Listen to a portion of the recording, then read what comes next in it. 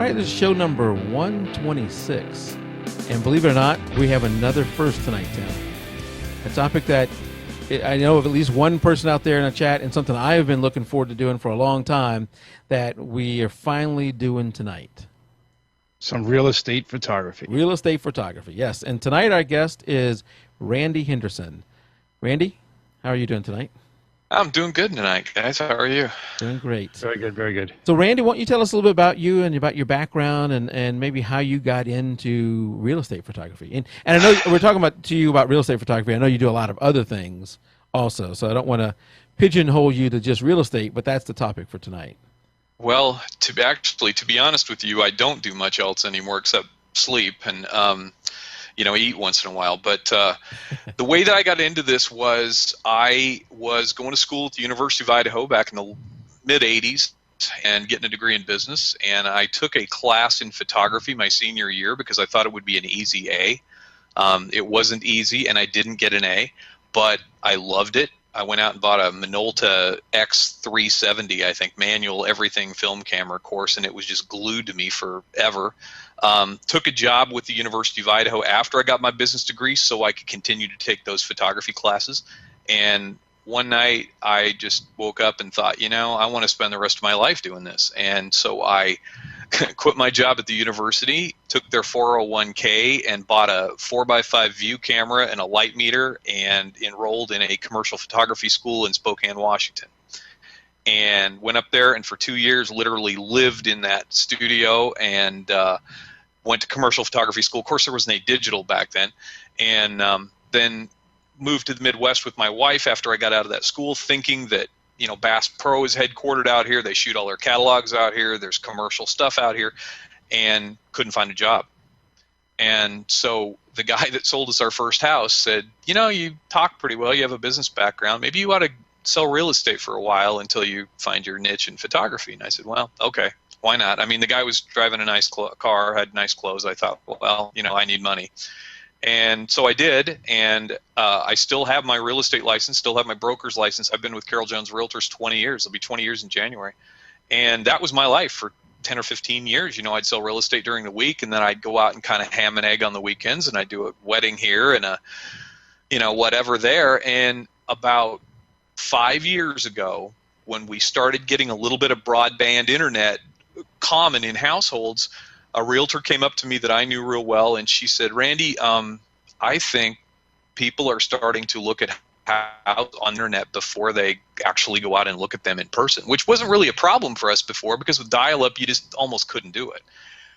She said, I've got this old Victorian house up on the north side of town, and I can't get any looks at it. It's on a busy street. Can you take better photographs than me? I know you're a photographer. And I said, sure, I know how to do that. I don't have a clue as to how to do it, but she was offering me $50 and I needed the $50. So I went up to this house with my little Nikon D50 6 megapixel crummy little digital camera and a tripod, no lights, no nothing, and 18 to 55 kit lens I think I had, and got in the house. Well, of course I realized that I wasn't near wide enough to shoot these rooms at 18 on a crop sensor. So I just basically crammed myself into the corners, avoided the windows, set it on aperture priority at f8, and just let the shutter speed be whatever the shutter speed was. And actually the pictures weren't too bad. I mean, they were better than what, for most realtors at that point, it was just an afterthought to take pictures, even if they were throwing them up on the web because they didn't think anybody was looking at them. And so I gave them to her, and she gave me $50, and we were both happy. And she called me about 2 weeks later, and she said, I just had a guy from New Jersey call me and tell me he's going to send me an earnest money check for $10,000 if I'll hold this house longer enough for him to come down here and buy it. Wow. And I thought, oh. So I only made $50. and I made $50. So I conned my broker into letting me talk at the next sales meeting about doing professional photographs, and that was an absolute brick. Nobody cared about it. Nobody was interested in it. They were like, I got a camera in the closet. Why do I need you? So I made up a bunch of coupons, and I started giving away free photo shoots to all of the charitable realtor organizations in the hopes that, people would use me if it was free. And then I went on the internet and started looking for ways to better what I was doing, and the first thing that I ran across, there was very little in real estate photography on the net, and but I ran across a book by a guy named Scott Hargis, and he'd written a book called I believe it was Interior Lighting for Real Estate. And when I bought the book and the cover came up on a PDF, my jaw just about fell down, because at that time I was pretty puffed up and thought, yeah, I'm Mr. King of photography, and this guy was like killing me. I mean, it was like, Architectural Digest, and then I started to think, well, why not? I mean, if we're going to make these better, why don't we make them a lot better? I mean, that's what McDonald's does when they, spend millions photographing a $4 hamburger. Why shouldn't we do this too? Right. And that's how I got interested in it. So, the realtors not seeing the value in that is something people do throughout life in a lot of things. They don't something new coming along, they don't see the value in it. When I was on a homeowner association board here and the web was just starting to take off, I said, hey, we should buy the .com address for our subdivision. And I could not convince the board to pay like $15 registration fee. And of course I couldn't get them to pay for the hosting, and they thought, well, who needs a website? And I went ahead and said, if I do this myself, I will never sell it to you unless you pay me for everything I've ever put into it. And I said, we don't care. We're never going to want this. Last year they asked me to give it to them. They don't have it. No. The price was not correct, huh? The price was not correct. That was because it was like 10, 15 years ago when I did it, and they don't want to pay anything for the back stuff. And I said, you're never getting it. But yeah, so the real estate agents didn't see the value of it back then. I'm sure now that's changed, because who doesn't go online to look at homes when you're thinking about buying a home? I bet everybody does now. Yeah, and the amazing thing about it is I just photographed about 4 weeks ago a house in a subdivision that I know the values real well because I still have a real estate license. And this home was probably 10% over the value of the rest of the homes, and it was still structurally the same 4-bedroom, 3-bath, the same home. But I went in, and this woman was a decorating genius, and it was beautiful, and the colors were beautiful, and I just photographed the living tar out of the thing, and she got her price in like 5 days. Now, somebody paid 10% more for that house because of basically paint and decorations, Right. Which she's going to take with her, most of it other than the paint. Exactly. Yeah. Scott Hargis made a good point in the first book I ever read. He said, you don't want to photograph the way a house looks, you want to photograph the way it feels. And that's what gets these people to turn off the computer and go out to those houses. So much is about that, you've heard this before, the curb appeal, which that's when you're standing in front of it. But that same curb appeal can be translated in those photos that you have online that people are looking at. And so many people need that push to see it because they can't envision it otherwise. And again, another short story on me. When we bought the house we're in now, it had blue shutters and a blue door.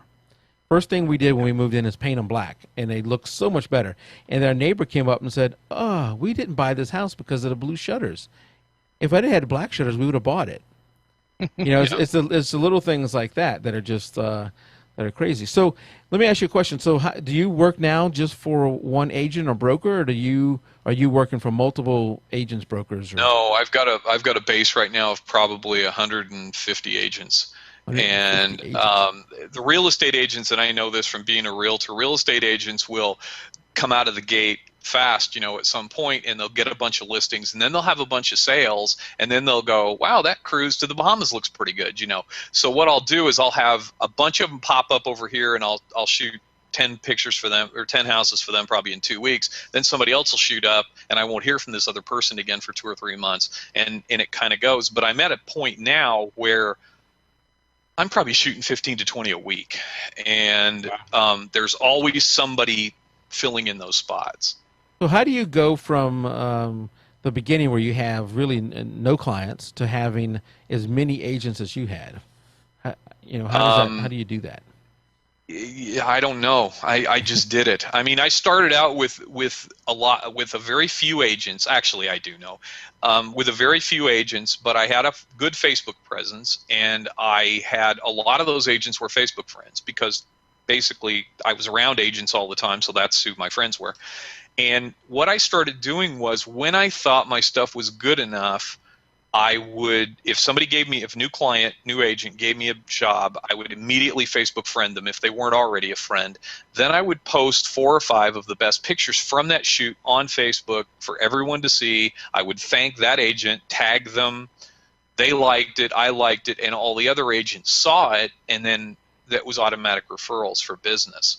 And it just has bloomed lately because it really does. I did a count last year, and my average days on market of the stuff that I shot in the last 12 months is about half of the average days on market in our multiple listing service. So Wow. we know that they work. It's just getting the agents to make the financial investment.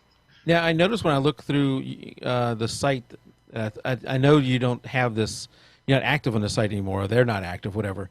Right. What is it, ArcNet Studios? ArcNet Studios. Uh-huh. Is that you're not just local, you're all over the place. Well, Right.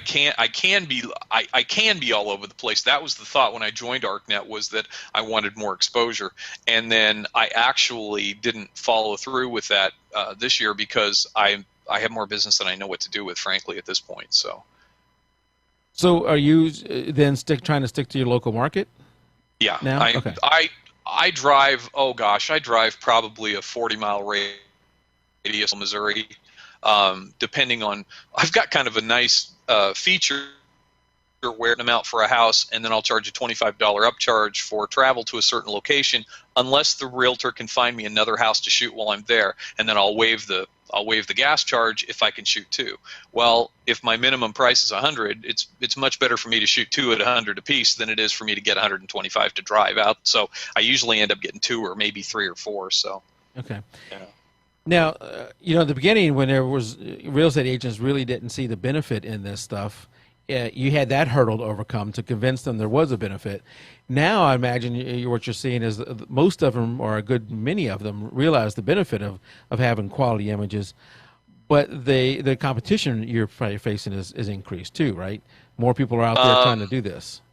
Yes, more people are out there trying to do it, but they're not doing. I mean, what I've done is I've got kind of a perfect storm here. First of all, I have a real estate license, which means that I have a key so that an agent can call me, say, hey, 123 Main Street, it's vacant, go.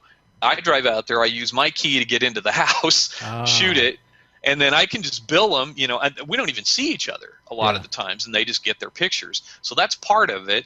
The second part of it is that I went to commercial photography school for 2 years, so I've got a real vision about how to do this. I can run the cameras and stuff like the back of my hand, and there's just a lot to it. And plus, there's a lot of trial and error that I went through with this HDR, because when I started, I didn't do HDR, and I had no idea that that was how I wanted to do it. And I bet I've got 500 photographs of my living room that, I mean, it was like go upstairs, shoot it, come back down, see how it looks, go upstairs, shoot it again. I mean, literally for months in the winter, I did that. And this is really just a product of 2 years of just backbreaking work trying to figure out how to make this work right.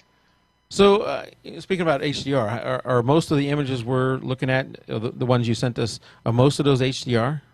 Yes. Okay. Well, let's put it this way: they're made with Photomatics, which is an HDR program. I know there's some sort of dispute about whether it's truly HDR or it's just an expansion of the dynamic range of the image, but actually that's what HDR is. So I don't make the differentiation. Yeah. I mean, Okay. And what kind of HDR? What kind of a program do you use for editing? I use a program called Photomatics. Yep. Very familiar with And that. what I basically do, the first time that, when I read Scott Hargis's book initially, what he was doing was he was taking hammerhead flashes, speed lights, and he was basically building light into a room the way that you would build a portrait, okay, like with a mane and a fill and a hair and all that. And I loved everything about the book except that. And I thought, there is no way. Back then, you couldn't get cheap Chinese knockoff speed lights, so we're talking about going to Nikon and paying $300 a piece times 6, Right. and 24 batteries and a triggering system of some kind and stands for all of them. And I thought, for $50, there's no way I'm doing that. There's no way. And so I joined a Flickr site early on that had about 300 members at the time. There's over 8,000 now in our real estate photography Flickr site. And the first picture I ever put up, one of the guys wrote in and he said, "Wow, that's great. Is that not a blended image?" And I thought, okay, wait a minute. I don't know what that means, but I bet it means something. Yeah. And I'm going to find out. So I started Googling blended image real estate and, HDR, HDR, HDR. And so that's when I started just kind of rehearsing it. And then one of the things I didn't like about HDR, that's a problem with HDR, is that here in the Ozarks, come April, we get all of our trees in bloom, right? Mm-hmm. So here's all this sunlight. It's coming through all these trees. Then it's coming into the house, and your gray wall turns green on top. And you're kind of at the mercy of sunlight. So I thought, well, I wonder what would happen if I popped a flash and made that one of the frames in my HDR. So I called Photomatics, and the guy literally said to me, "No, that won't work. That's not how our software is intended to be used."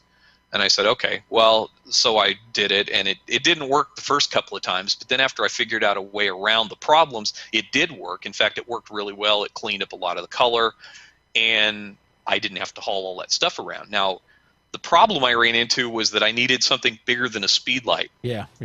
So I talked to a guy named Mark Shapiro in Australia that was selling a 680-watt studio light that ran on a lithium battery. That's made by a company called Nice Photo out of China. And so I bought one of those, and this thing, it looks like a giant radar gun when I carry it around in the field, but that's what I use. And I just turn it around, pop it up into the wall and ceiling behind me, and I can light any room with that thing. So let's step back a second on what you're talking about using the flash in HDR. And there's a couple of questions out in chat I'm going to get to in just a minute, you guys. I'm not ignoring you, but you're taking your frames for your HDR, and how many are you doing? How many did you say you're doing? Oh, I typically do 5. Okay. And 4 of them are natural light, and then 1 with flash. I have never tried to mix a flash shot into that. What happens? Well, the first time I did it, it looked terrible. It looked like an X-ray. But I kind of tweaked it, and I tweaked some of the settings in Photomatics, and Photomatics has actually recognized that there are people out there doing that now, and so they actually have a real estate setting on their last incarnation, which actually I don't like. I still use their natural setting because I think it's better. But it looked great. In fact, the first time I saw it, my jaw just about hit the floor because it looked like a perfectly lit photograph of an interior. And I had seen guys doing this on Flickr, and I didn't know how they were doing it. It was driving me crazy because they were shooting so wide. And from commercial photography school, I thought, well, wait a minute. You always zoomed up when you were in commercial photography school because you had to zoom past all the lights. Well, these guys were shooting wide. There was glass. There was one, I can remember, a guy named Colin Cadle out of England shot this thing, and it was like an atrium, and it was all glass. The ceiling was all glass. And it was glare? super wide. No glare, no lights. And I thought, this defies the laws of physics. How on earth is this guy doing this? And he was doing it with HDR. HDR with a flash shot in it? With well, I don't know whether he's using a flash shot. He's pretty close-mouthed about what he does. Oh, okay. But he was definitely using HDR, and I just was scratching my head thinking, how are you doing this? All right. So one of the questions Stephen has is he had a question about, he wanted to ask you, define what you're talking about as HDR. And I don't know if we've actually done that now or not, but if you could let's just address that question. You said 5 shots is generally what you're doing, and then you're bringing them into Photomatics, and or you're using the natural setting, you're saying, and then I'm sure you're doing some tweaking after that, right? Right, exactly, yeah. I don't know. This is a big kind of a flame war that people get into in Flickr sometimes because there's a whole camp of people that hate HDR. I mean, it's just one of those things. Oh, I hate HDR. That's just the end of it. And then I think that some of these people that are using HDR are saying, well, it's not really HDR. It's more like exposure fusion, and I don't know. Maybe they're just saying that so they can sleep better at night. I don't know, but I couldn't care less what I'm using or why I'm using it as long as it works.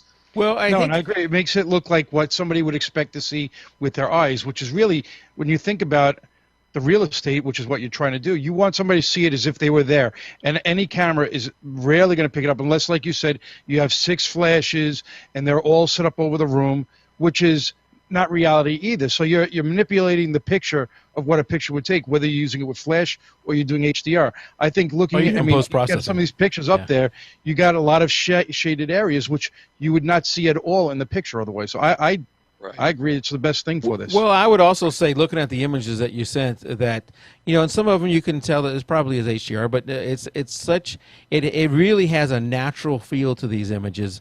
It's not, I think where people really get upset about HDR is when they look totally unnatural. They look painted. Somebody's gone way too far with the HDR.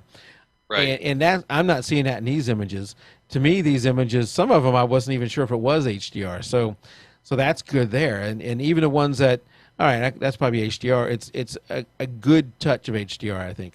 So Stephen had a follow-up question. What percentage of your pictures would you say are HDR then for your real estate pictures that you would put up on a website?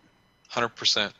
Okay, so then they're all. That answers your question, Mike. I mean, I go out and I shoot 5 frames of every single thing that I do, and I process them all through Photomatics. Now, one of the things that I don't like about this is that I'm kind of a control freak, and I want to know when I'm looking through the back of my camera what this is going to look like at the end. Now, I've got a better idea now than I did when I started, but I still am sometimes surprised at how good they come out. I think, oh, that's going to look terrible, and boom, and it's just like, whoa, how did they get that out of what I shot, you know? Right. So you know. Stephen had a follow-up question, and it's on the flash. So you're shooting 5 images that you're going to use in HDR, and one of the 5 is going to have the flash shot, or is that going to be a sixth image? Okay, so with that, he's saying, let's assume you use -2, -1, +1, +2, and then of course the 0. Which one of those would have the flash in it? Well, what I do is I shoot 4 natural, and I tend to shoot from. Well, I'll tell you what I do. If I'm pointing at a window, for example, okay, I tend to shoot around ISO 400. I tend to shoot it around f6.7. And so I look out the window and I say, okay, you know what? That's probably a 500th of a second. It's probably going to give me a decent exposure outside. And so that's the first shot that I take, so I can pull the window. That's the 0? And then, that's the 0. And from there, literally, I just take the wheel on the camera. I'm on manual. I'm shooting manual. I take the wheel on that Nikon, and I know I've got it set to where every click is half a stop, and I know that my thumb is about 4 clicks. Yeah. So at this point, I literally go click on the button, and then I whirl it with my thumb, and I know I've gone about 2 stops lighter or 2 stops slower shutter speed. Yeah. And then I click it again, and I do the same thing, and I click it again. And then if I look down after 4 shots, and on my histogram, if I've pulled completely away from the blacks, then I know that I'm done. I've captured all of the image that's capturable there. And then I go back, and that light will sync at about 180th of a second, I think, with my camera. And so a lot of times I'll go back to that 180th, and then I'll just pop that light up into the corner. Okay. And there's no TTL or anything. It basically is, I'll set it at a quarter and I'll pop it, and if it's too dark, I'll set it at a half and pop it, you know. Yeah. It's just one of those things. And when you say you've got it set to a half stop, I think the standard setting is a third of a stop. So you've you've gone in the menu, changed it from a third to a half. Yeah. There. Yeah. And so you're doing the 4 clicks, which would be -2 or +2, whichever way you went. Right. And then you're doing it again, so you would go -2 or +4. So you're doing let's say -2, -4, +2, +4. Okay, and then a 0. I'll start out exposing for the outside, which basically will give me a shot that is completely black except for a window that you can see through. Yeah. And then I'll open it 2 stops, I'll shoot it again, I'll open it 2 stops, and I'll shoot it again. And then I'm looking at my histogram, and if I see my histogram completely pull away from the blacks, I know I've completely overexposed it, and I've got that whole range, everything from the darkest dark to the lightest light. And that's my feed. And in a lot of the images, as we're streaming through here, if you have some that have, like the one I'm looking at now, if you have some that have a window scene in it, you can see not only the well exposure of the inside of the house, but you can see the scene outside, which I think really, you know, as in a lot of cases, our human eye would see that. And when I can see the inside well exposed and the outside, see what the view from the house is, to me that makes that image even more appealing. I agree, and that's what I was saying before. It's how the person would see it through their own eyes as if they were there, and that is selling the picture right there. Sure. And you hit the nail on the head too, because these people that are looking at these images, I would love to take credit for all this, but nobody ever says, "Wow, Randy, those are beautiful pictures." What they say is, "Wow, Randy, that's a beautiful house." Exactly. And that's good. That's what I want. Is I want them to go, "Wow, that's a lot better house than that last one I looked at." When it's actually probably not. It's just that the photography's better. So. Yeah.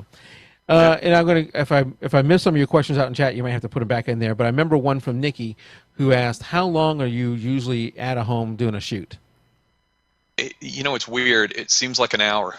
I mean, and I don't know why that is, but it seems like I can go in a 1,200 square foot house and I'm out in just a little under an hour, and I can go into a 4,000 square foot house and I'm out in an hour. I don't know. Now, I shot a couple last week that were 10,000 square feet. That takes a little longer, but I mean, the 8th bedroom, you start to get a little worn down, but and I typically try and shoot 3 or 4 a day if I can. I try not to go more than that. And you're having to cover every room, right? I don't always. Okay. And I'll tell you my theory on that. I think sometimes that if my wife and I are going to go to the movies, I'll look at the preview, and if I'm on the fence about the movie and the preview gives me enough information, I won't spend the $20. I'm cheap. So I don't want to give away the farm. I don't want people to look at these pictures and say, "Okay, I've seen enough. I'm not going to go look at the house." I just want to tease them a little bit long enough to get off that computer and go to that house. Okay. So no, I won't hit all the half baths. I rarely do laundrooms, garages, that kind of thing. Are there any things that are, when I go in a home, I know I have to cover these shots. These are the shots that every home I'm going to make sure I get. Sure. Yeah. Well, living rooms, kitchens, obviously. And I also do, drives the MLS crazy, but I do these things called detail shots, and they're dumb, but man, I'll tell you, and sometimes it'll be like, we have stagers that go into vacant houses, and they'll put bowls of lemons out and different things. And I'll do a close-up on a bowl of lemons with the kitchen blurry in the background or something, Yeah. And you would be surprised at how many times I show those to somebody without saying anything, and they'll go, "Oh, what a beautiful home." Yeah, yeah. And I'll think it's a bowl of lemons. But if it works, I don't care. Whatever, I mean, I know that they sell jeans all the time by showing 2 people reading the paper in bed with a blurry pair of jeans draped over a chair in the background. And whatever works. Yeah. And you're talking about the prepping. Mike Wren had a great question, is how much prepping goes into the site before you get there? And looking at your images here, these all look pristine. These are not my house. Where I got clothes laying on the floor and dishes in a dishwasher. How are you having to do any of the prepping of the house, or are you going in and they look like this already? Most of them look like that already. The word's out on what I do, and so people are pretty ready. In fact, it depresses me because you're right. I come home all the time and think, "Oh my God, I'm the worst slob in the face of the earth compared to all these other people." But I'm not the only one. Yeah, I mean, but no, and if I do go into a house, I mean, there are certain cues like animals, for example. A lot of people won't go look at a house if they think that it's got pets because maybe they're allergic. So I will purposely move a cat box out of the way or a dog bowl, or you only see the things I want you to see in these pictures. But no, I don't do a lot of staging. I mean, I figure that I'm on a kind of a tight, right now especially, I'm on kind of a tight timeline, and it probably had better be ready. And of course, I don't know that how it looks isn't the way you want it to look, and so I'm not going to, move a lot of stuff around or whatever. And we had just come across an image that had the wine glasses or champagne glasses with the strawberries on them, and I think it was the kitchen behind it that was out of focus. And if we talked in the pre-show, if you're listening to this on audio only, you're not getting to see these wonderful images of Randy's. We'll have them out on the website, and we'll also have the link to Randy's website where you can see them in better resolution than what we're going to be streaming here. So if you get this in audio only, make sure you go and check those out. That shot was actually the homeowner, the wife of the homeowner. She was like, I think she'd been a interior designer or something, and she set that whole thing up for me, and I tried to talk her into following me around and doing some of my other houses for me, but but that was stuff she all had in the house, and I've thought about. Well, when I was starting out and I didn't have much business, I thought about having some stuff, from Pier 1 in the back of my car to kind of dress stuff up, but I kind of threw that out the window here the last couple of years. Yeah. So. All right. I think there was another question. Oh, earlier. This goes back to a conversation earlier that Stephen had asked. He I don't think he has a lot of competition in his area, but he sent out emails and I don't know what else. He sent out some kind of contact information to all the real estate agents in his area and got no response. What would you suggest? And he's looking in his area and it's not as covered by somebody as talented as you. It looks more like iPhone or Android phone photos of the houses. Any tips on him to break into that? Do what I did. Start giving them away. And then what you do is go back on Facebook, friend all the realtors that you can possibly think to do, and then just start posting them on Facebook. There was I teach a class in how to sell at the real estate office as well, and I'm a huge Dale Carnegie fan. And Dale Carnegie said, nobody cares what you want them to do. They only care what they want to do. And if you tell somebody, hey, I want you to use me as a photographer, they're not going to care. But if you just put some photography out there and go, hey, look what I'm doing out here, they're going to be like, hey, wait a minute, I want you. And something else that I do that might be helpful to him, when I leave a house, I have oversized postcards. I didn't bring one with me, I should have. On one side it says, this home has been professionally photographed as part of the realtor's comprehensive marketing plan. And then on the back it's got a couple of pictures and it tells what I do and the website. Well, the realtors love it because it's bragging on them for being a great realtor. The homeowners love it because they're bragging to anybody that comes in the house that, hey, look, I had a professional come in and photograph my house. The people that come in the house, the other realtors are like, well, hey, maybe I ought to do that. And the buyers that are with them, many of whom have their houses listed, are like, hey, how come I'm not getting this done on my house? Mm-hmm. So that's a big thing that I do too. But it starts off slow. 2 years ago, my goal was to have 20 shoots a month, and I didn't hit it all the time, but I hit it some of the time. Now I'm lucky to stay under 20 shoots a week. Wow. So it'll take off for you. You've just got to, but also be careful of what you wish for, because at this point I feel like I don't know where the brakes are on the train, and I don't know what's going to happen next. So okay. Gosh, I had another great question out there, but I forgot, so let's go back to my list. Stephen did ask, to just follow up on the aperture. I think you said f6.7? 6.7. Yeah, 6.7. Yeah. Okay. What type of houses? All these look just like fantastic houses.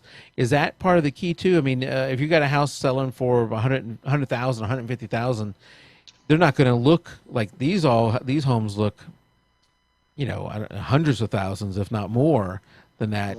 Just fantastic looking homes. If you want to do this to make money at it, you're going to have to get a certain level of house, right? Yeah. I mean, I don't know. Well, first of all, in Springfield, Missouri, $150,000 will buy you a whole lot of house. Okay. I mean, literally, you can buy a 3-bedroom, 2-bath, 2-car garage house out here, brand new, for $125,000 all day long. Don't tell me that. So, yeah, I know. Well, we don't have any ocean views, but I mean, other than that, I mean, it's really kind of a neat place to live. So yeah, you can, but I photograph everything from $50,000 houses up. I mean, I've got realtors that have said, look, we're making this part of our marketing plan, and I can't very well give it to the $400,000 people and not give it to the $75,000 people. So we're just going to call you every time we get a listing. And, I shoot a lot of I'm not going to say houses. I mean, they're great houses, but they're smaller houses. And that's probably my bread and butter. Okay. I shot 4 today, and 3 of them were smaller houses, and 1 was a pretty good size house. Well, you said earlier that you did houses up to 10,000 square feet, 2,000 square feet. Do you change your prices based on the size of the house? Absolutely. Okay. Yeah. I started a base of 100, and that's something that I've listened to you guys' shows in the past, and I know that there's a lot of argument out there about undercutting and you're not pricing yourself well enough, and photographers are sensitive to that. But you got to remember that when I started in this industry, it wasn't like I was undercutting anybody. There wasn't anybody to undercut. I had no idea whether anybody would pay $50 to have their house photographed or not, and in fact, they didn't. And then when I started to get busy, I raised it to 100. But as a realtor, the way that I always handled this was 5% of my take-home pay was going to be my advertising budget. So let's say I've got a $150,000 house. I charge them, say, 6%, but I only get 3%. So I'm at $4,500, and so I get my $4,500. I split it with the real estate company. They get a third. I get 2/3. Let's say. So I'm down to $3,000. I pay 25% to Uncle Sam. So now I'm at $2,000. So my advertising budget is, I said 5%. I meant 10%. My advertising budget is $200. Okay, and that's what I'm going to use for flyers and whatever. So if I'm coming in at $100, I'm asking for half their advertising budget essentially, right? And that's okay. But I see a lot of arguments with people about, well, that's too low. Well, if one guy's in LA where the sales price is $1 million, and the other guy's in Laramie, Wyoming, where the sales price is $125,000, it's a pointless argument because they're probably both right. Yeah, you have to know your market. You have to know your market and price right. Just not to beat a dead horse, Stephen. This is going to help Stephen out a lot because Stephen was shooting an f/14. Oh my gosh! And I think that might have been giving some trouble. You're shooting a wide-angle lens, so you don't need to be f/14 to get everything in focus, right? What did you say? Which lens you're shooting with? You shoot that. I was shooting at Sigma 10-20, okay, or 10-22 or something, and then one day it suddenly decided it didn't want to focus anymore. So I just got a Nikon, probably 4 weeks ago, got the Nikon 10-20. And it's actually, I hope Sigma doesn't hear me say this, it's actually a lot sharper. And but yeah, if you're at 6.7, everything from about 8 inches in front of your face to infinity is going to be in focus with that 10 millimeter.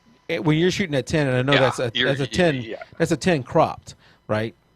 Right. So that's a 10 cropped. So it's like a 15. What exactly. Do you have any issues with any kind of fisheye of lines or anything like that? Because all your lines I'm seeing look straight. Yes. Yes. Everything that I do, I start out in Photoshop. I shoot raw files. I start out in Photoshop, and one of the things that you have to do is your white balance. I keep my white balance on auto all the time, and your white balance is about a 60% good guesser, and the other 40% they're bright yellow or whatever they are. So I go in on the raw files, and of course it doesn't lock the white balance in on a raw file. So I go in and I correct all the white balances, and then I go back through and I check the box for it to correct the lens correction. Okay. For that specific lens, and then they come out pretty good after that, and then I just batch process them. Okay. And I actually batch process them from RAW down to JPEG, because once I've corrected the color and corrected the verticality in them, I don't get as made up a word. I don't need those RAW files anymore. I don't need all that data. And that's something else that freaks a lot of photographers out is, what do you mean you're converting to RAW? There's a lot of these guys that are, I saved my RAW files for 75 years, and I'm like, I'm a pack rat. I never get rid of mine either. And if Christy Brinkley poses for me, then maybe I'm there. But it's a picture of somebody's bedroom in North Springfield. I don't. Yeah, and I'm the crazy guy who also has all of them backed up, including the raw files. All of them backed up on Crash Plan. So I got like 4 terabytes of stuff on Crash Plan. Well, that's good, though. That's good. So are you ever taking into account time of day or anything like that? Like, I know, do you look at a house and say this one's going to have a good morning light, afternoon light, midday light, or do you not worry about that kind of stuff when you shoot as many as you're shooting? If it's a high-end house, they expect a little more. And I will look on Google Maps and see which way the house faces, and and I watch the weather a little bit. I just finished a commercial shoot for these folks in town that have got 13 commercial apartment complexes, and they want brochure pictures. Well, I can't have a rainy day, for the exteriors, so I kind of have to watch the weather on that. I also have a very expensive piece of photo equipment that I bought at Walmart for $10. It's a giant black umbrella that I hold over my head if the sun happens to be coming at me, and I'm sure I really attracted the chicks with that, but what you gotta do. Yeah. So I noticed some of them are outdoor shots too. So and some of them seem to be at maybe at dusk or when it's getting a little bit dark, so it really shows off the lighting of the house. Yeah, Can sometimes be gorgeous.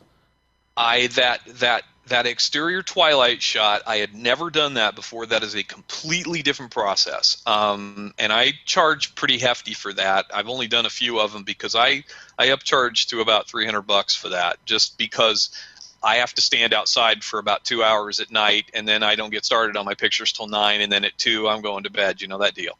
And really, all that is I've got an app on my phone that tells me when the golden hour is and when they call it the blue hour, right after, the blue hour, and when for my location the blue hour starts, and I just basically start bracketing about 9 one-stop shots from really dark to really light, and then about every 20 minutes I'll do that for an hour, and then I go through, and the best way to do it is find three frames that you like. One where the sky is nice and dark blue, one where the home is the correct exposure, and one where the windows are the correct exposure.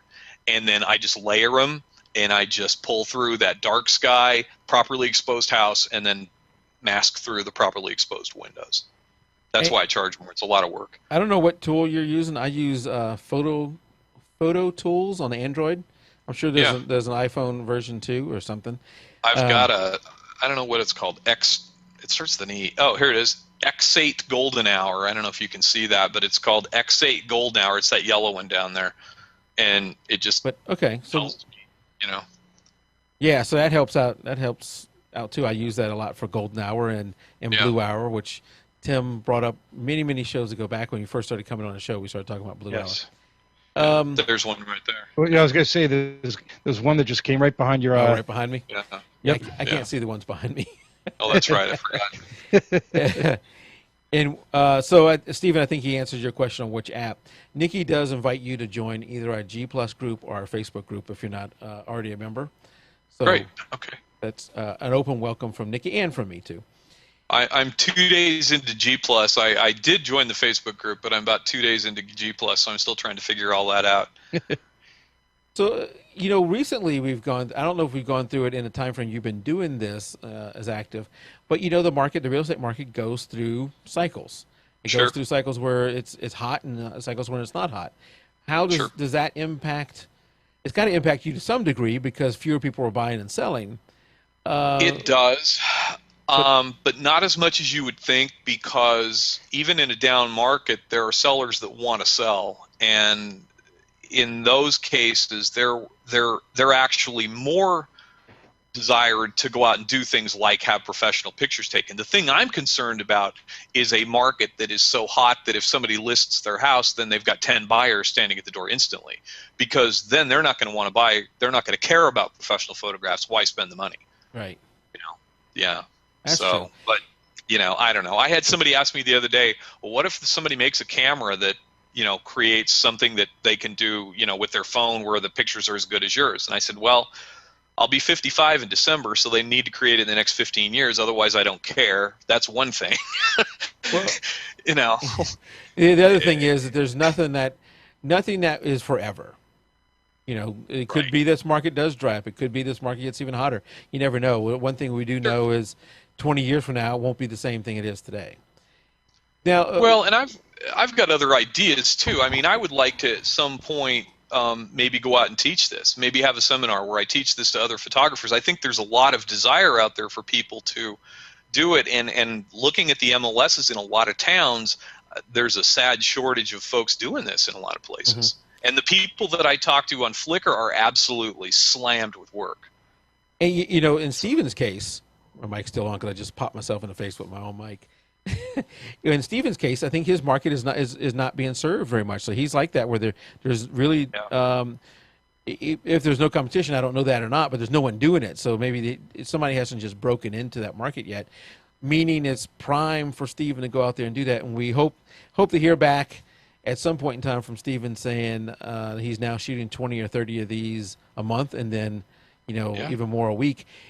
Let's talk about the turnaround time, because I imagine this is different from a lot of shoots in that the real estate agent is eager to get your results.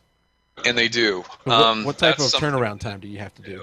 I'm very fortunate in that my wife and I live here. Our kids are grown, or we get our grandchild once in a while, and so my wife's a musician. She plays a lot, so I sit down here every night and I do this. I haven't watched a television show outside of a DVR rerun of Seinfeld in probably 5 years. I mean, I literally come home at 4 o'clock. I run these things through the grinder while I'm eating dinner, and then I sit down and I tweak every single one of them. I upload them to my server. I email them out to my clients, and then I bill them, and then I go to bed. And that's basically what I do. And you know, you have to love this in order to do it. This is not something where if you're thinking, well, I don't really like photography, but I'd sure like to make a bunch of money. Don't do this, because if I ever had a boss that made me work the number of hours I make myself work, I'd have quit a long time ago. Yeah. So you're doing same day turnaround. You bet. Okay. Right. If you're doing 20 a day, you or 20 a week, you don't want to get caught behind, because if once you get caught behind, you're never catching up. That's exactly my biggest fear, is that one day I'll go, you know, I don't feel very good. I'll get these tomorrow, and then 5 years later, I'm still getting them tomorrow. You know, that's just not going to happen. I've got 4 waiting in the pile to finish up after we're done here tonight, guys. So how long does it take you to do, let's say what you photograph a house, you said you took around 700 pictures today already, so you got to go through all 700 pictures. Obviously, your computer's got to be pretty powerful to go through all this as well, to put it through Photomatics, which I haven't used it in a while. So, I mean, how long does it take you to go through one house to edit and then send out? Well, the biggest part of the time is it grinds itself, so I can walk away. That's the nice part. But I load them into Photoshop. I go through and I do them in batches. I correct the white balance, and then I change them to JPEGs, and it handled 720. I've done over 1,000 before, and Photoshop will handle them all at one time. And then you push, you know, turn into JPEG or whatever it says, save photos or whatever it is, and then it says, okay, 940, 939, and you get up and you go do something else, because sometimes it'll take 2 hours. Right. And so then I come back and I sort them into fives. Sometime I will have shot an extra shot or an extra frame. I will have shot 6 frames, but I narrow them all down to 5. I'll delete the one I don't want. The reason I do it is because Photomatics is an auto feature where you can tell Photomatics, I want you to start with number 1, and I want you to grab them in 5s, and that's how I want you to turn them into HDR. And if I run them in 5s, then I don't have to sit with it. Right. I can turn around and leave. And it's got some other features. It says that you can do them by time shot and stuff. I've never found any of that stuff to be very accurate. Reliable, so I just do 5s. Yeah, and so then I can leave for another hour, and then I come back, and then I pull them 5 at a time into Photoshop, and I look at every single one of them, and I tweak them. But I've got my system down to a point where I'll bet I'm 30 seconds per picture, and I'm done. So on one house, if I were shooting 30 pictures of it, let's say, I can do start to finish in probably 2 hours. Wow. And then it's not 6 hours if it's 3 houses, because it cuts down time if you're doing them in batches like that. Right. So, but like on a night like tonight, if I started at 7 o'clock, I'd be done by 10. Okay. Probably. Stephen asked a question. So here's a problem he's having: is he goes and does the shoot, and then the real estate agent is showing the homeowner the photos before they put them out on MLS, and then the homeowner is saying, "I don't like this one. I don't like that one. You should have done it from this angle. You should whatever." I'm implying a few things here, but they're nitpicking the photos, and then the agent wants him to go back out and reshoot. Any tips for him to break this cycle? You know, I rarely ever have that happen. I mean, I'll tell a story on myself. I missed a basement one time. We out here, there's so many rocks in the soil that if you have a basement, basically you're sitting on a hill, and it's basically a 2-story from the back and a 1-story from the front. And there was a dug basement with a door about that wide that was closed that went down into it, and I just missed it. So I had to go back out and reshoot the basement. But I think part of it is the way that you present yourself, and I don't know, Stephen, so I'm not going to presume anything, but I always wear this shirt, you know, Henderson Images, some kind of shirt when I show up. I act like a professional. I act like I know what I'm doing, and basically if people say, well, you know, you missed that half bath, I won't turn around and go shoot that half bath, I'll tell them, you know, sometimes less is more. And what I want to do is get 10 pictures that really knock their socks off. I want to turn off that computer and come out to your house. And they'll go, oh, okay. And then that's the end of that conversation. So I don't have much of that. You know, I don't think the realtor really even shows them to the client before they go. I think the realtors get them that night and they turn around and just put them on the MLS.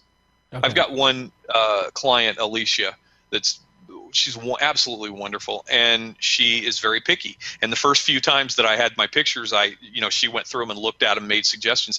And I asked her the other day, I said, "Did you look at my pictures?" And she goes, "No, I don't do that anymore. I just put them on the MLS now." So she said, "I trust you." So. Well, and one of the questions I had is the interaction between you and the real estate agent. You already kind of answered that with the fact that you don't have to have them come to the house and meet you. You can get in there. Right. And now it sounds like at least with some of your agents, you've developed they know your quality and know your reputation, and will post them straight out without having to go through them. Right. That makes the job a whole lot easier. And I assume you never want to take that for granted because you don't want to lose that trust. No, but I do sometimes, like I'll do a black and white every now and again I'll do a black and white, or I'll do one of these weird ones where I took a picture of a hinge today. I was in a 150-year-old Victorian. It was an extremely expensive house from probably the 1860s, and literally the hinges that are hidden were scrolled. I mean, they had scrolling on the hinges. So I took a close-up of that because I want people to know this was a really expensive house when it was built if they're doing this. Yeah. And, you know, is the realtor going to question that? They might, but 9 times out of 10, they'll just put it up. As long as you don't go like the whole set of those. Everything's a hinge or a doorknob.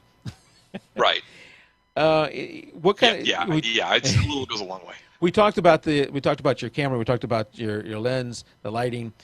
What about, are all these on tripod? Are you taking all these on a tripod? Yeah, absolutely. Okay. Yep. I've got a Manfrotto tripod, and I also have a leveling head. In fact, I can see it in my video here. I tend to walk around with my head tilted for whatever reason. I don't know. And I go out and I shoot these pictures, and I think, oh, that looks great. That's perfectly straight. And then I'll get home, and everything's on a ski slope going downhill. And so I have a leveling head on my tripod. I think it's a Manfrotto 410. That may be not right. I don't know. Anyway, that's what I have. And I level on all 3 planes whenever I can because it just makes my life so much easier in post-processing if they're level. Yeah. And plus, with these 10-millimeter lenses, anything you're off axis, the walls start going like this instantly. Oh, absolutely. So. Yeah. Do you do any kind of stitching together of like panorama shots? Do you do any of that? I never have. Okay. I never have. And somebody else asked me the other day, and I go back to what I said before. I am not a fan of virtual tours. I think if you give people too much information, they're going to go, okay, well, I've seen that, and then that's going to be the end of it. I'm just looking to tickle them, get them to turn off that computer, get them to go to that house. And that was one of my questions, too. Do you ever do any of the 3D virtual tour stuff? No. Which, I think when I look at these images, that does it for me. Is these images show me the house. Yeah. And a lot of times when you get the 3D virtual tour, it's just it's nice, but it's and if you don't have the good quality images, maybe you need something like that. But with the images that you're taking, that's what I want to see. Well, and so many people, when I was showing real estate, I showed these young people one time some houses, and basically because of their price range and because of what they wanted, I was showing them the same house by the same builder over and over and over again, just in different neighborhoods. Right. And the last one we went into, most of them were vacant, new.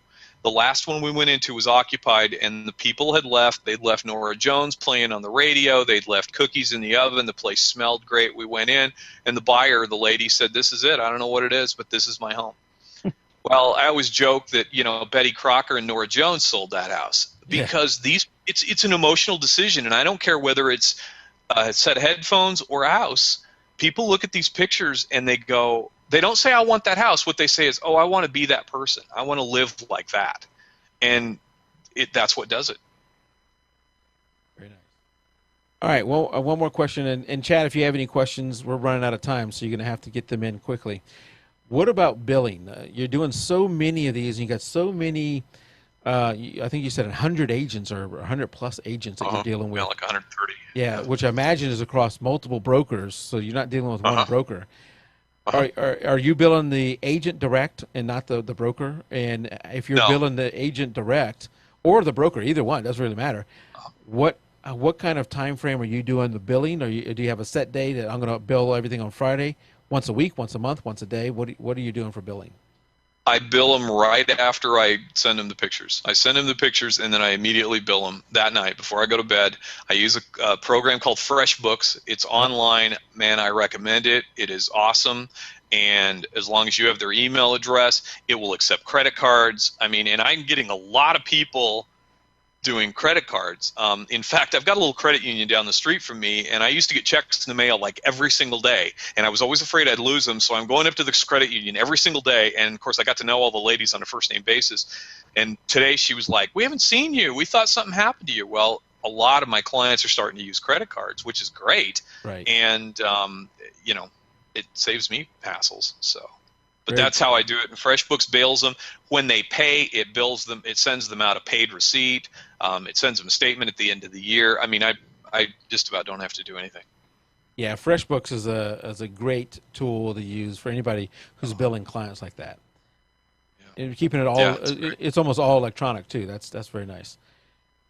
They Well, go so far as to literally take if I bill 100 and I only get paid like 97, take 3 for the credit card fee. They put that into my accounting as an expense. oh, nice. So I mean, it's just really, really intuitive and nice. So Very good. Yeah. All right. Well, Randy, I have a few things here to wrap up at the end of the show, but we're right at the hour mark, and a very fascinating discussion with you about real estate. I'd love to have you come back sometime and talk about this again. If we didn't cover all the questions you had out there in chat, or if you listen to this later and have questions, how would someone contact you? How would they get in touch with you? Just Randy at HendersonImages.com. All right. Very good. And they can email me anytime they want to, or they can go to HendersonImages.com and they can fill out the contact form if they want to do that. Or my cell phone number is even on the website. So if you want to call me, you got a question, I don't care. Yeah. There's you got about a 60% chance of me being on a shoot when you call me. But I mean, other Sure, than that, sure. knock yourself out. So. Well, and you said you're starting to get into G Plus, and you're on Facebook. I'm on Facebook. Yeah. Okay. Just look for Henderson Images, or actually, I set up a business account on Facebook, but I found I had so many people on my regular page that I just post them, and I get a lot of good comments from my friends and my relatives out in Idaho and whatever, and I've never separated it out. So Yeah. All right. Well, we'll have all those links over in the show notes when we get the show out.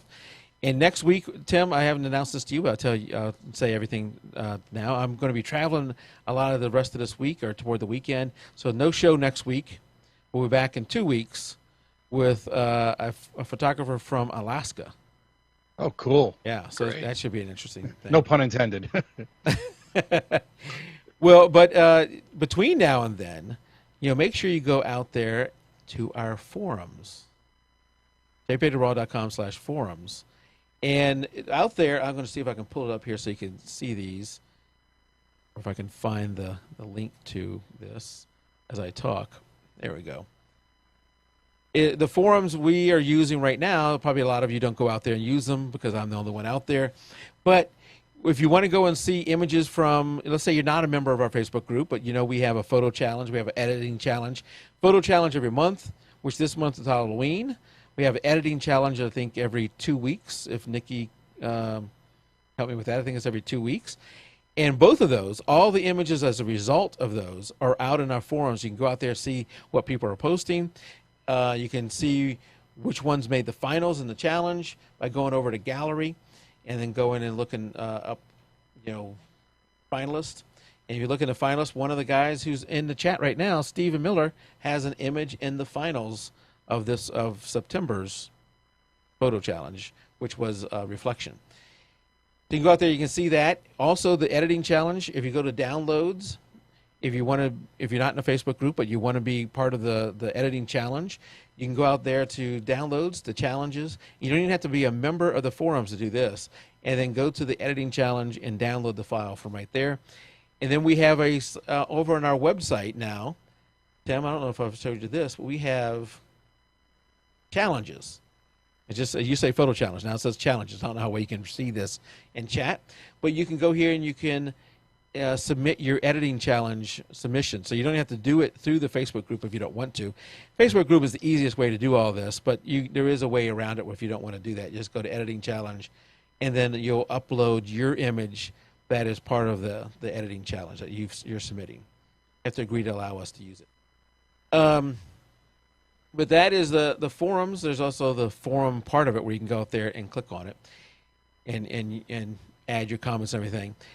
Just me out there. I can't even get Tim to go out there yet. So please come out and start posting. Once in a while. Come out there and start posting with me and get that going. Also, if you want to help the show, the way to support the show, we never take any donations. So what we do is take a small commission from Amazon. If you go and buy something from Amazon, it adds nothing to your cost, but we get a small commission.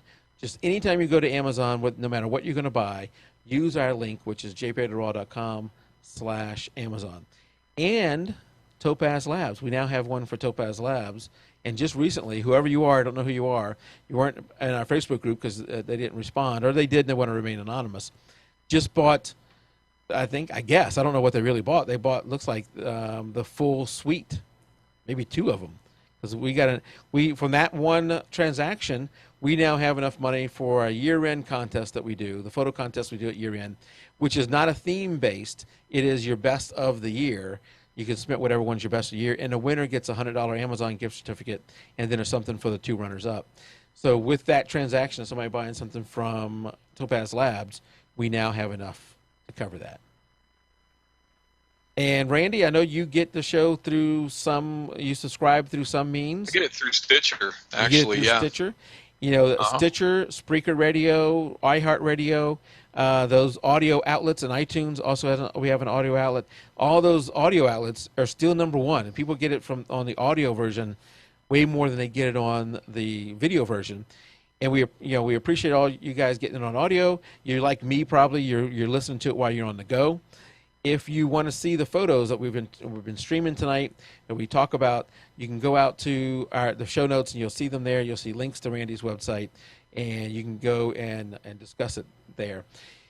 There is the video version, which is available on TiVo, on iTunes, and on YouTube. So you can get it from those avenues too. I get it from all of them. So just subscribe. So until next week, keep it raw. Good night, everybody. Good night, everybody. All right.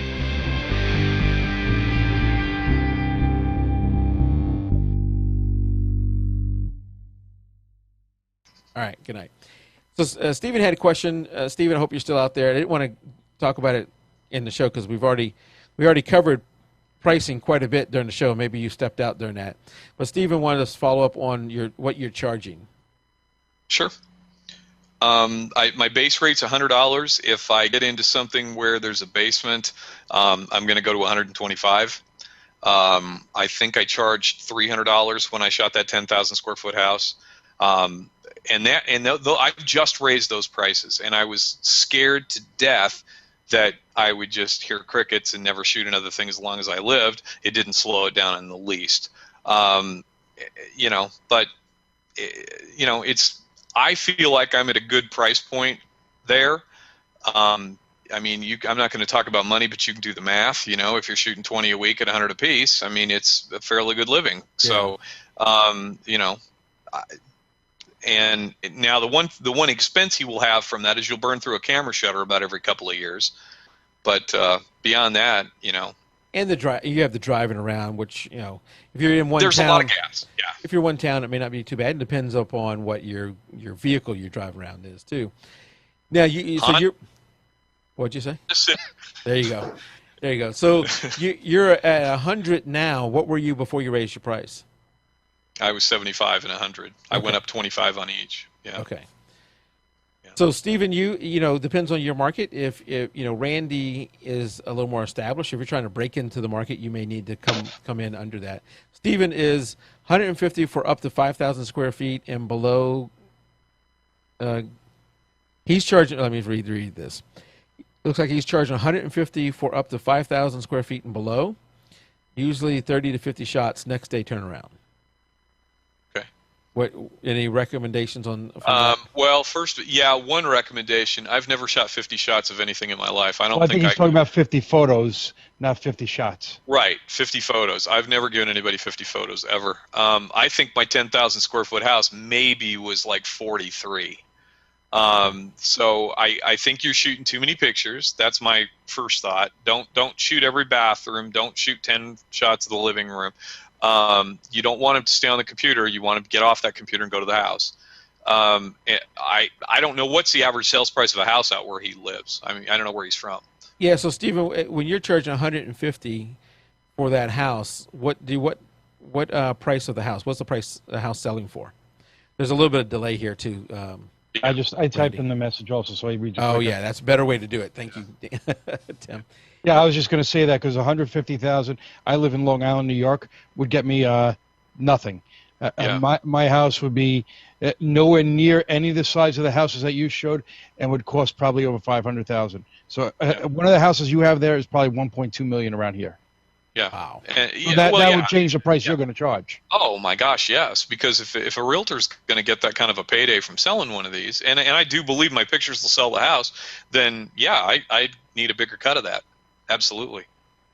Yeah. So you went through that whole math during the show on how you figured what your price was going to be. You know, basically coming down to what the agent's commission is going to be, and how much of that commission they're going to be willing to spend on advertising, and then how much of that advertising budget you can realistically take up. So I don't know if you heard all that math, Stephen, but you might have to back into some of that. Stephen just said the houses in his area are 300 to 550,000. So okay, then I think $150 is great.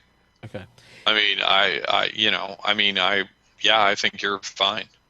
He says they want everything though, just their request, no HDR brackets for me.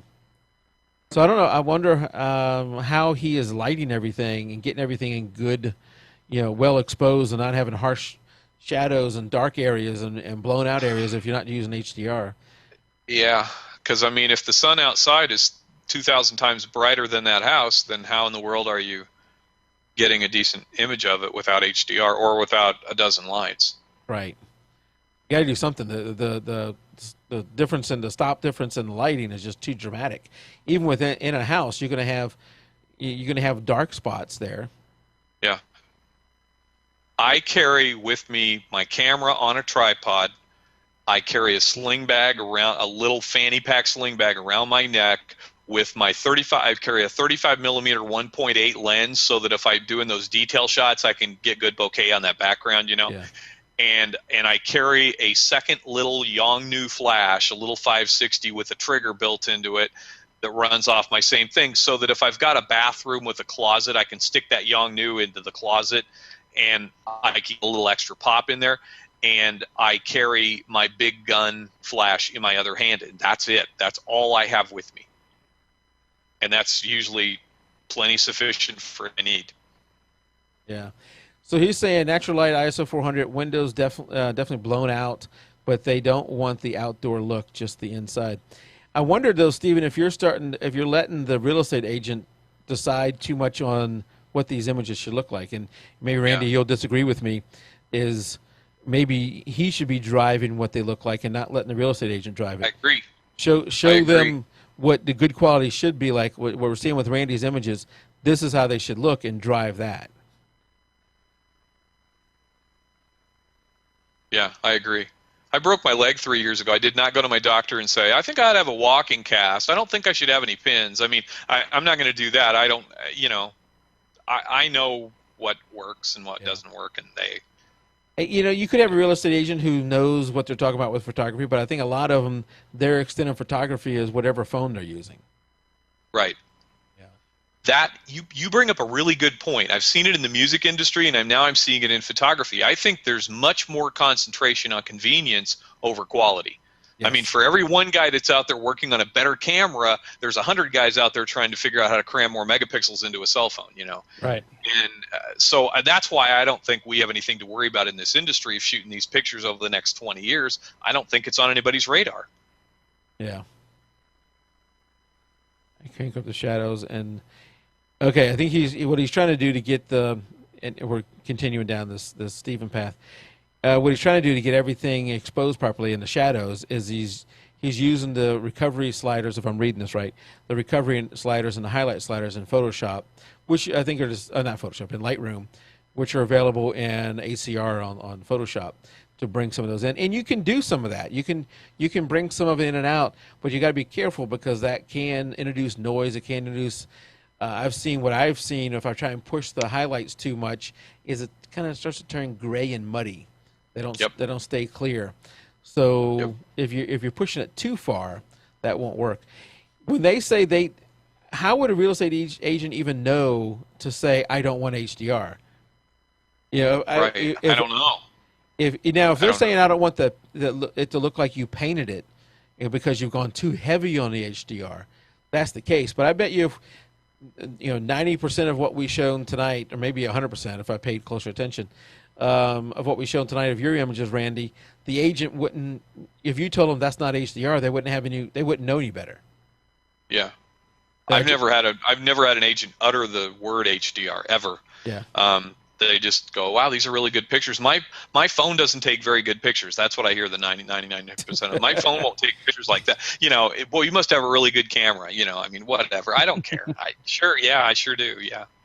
That used to bother me too when somebody would say, wow, look how huge that lens is. That thing must take great images. And at first, great photos. That thing bothered me at first, and say, yeah, I don't know why I came along. Now I just don't care. It is what it is. Yeah, me either. Yeah. Is your check clearing? Okay, whatever. I mean, I don't. Yeah, it's kind of like going to chef's house and saying you just have really good pots. Yeah. I mean, but yeah, I don't care.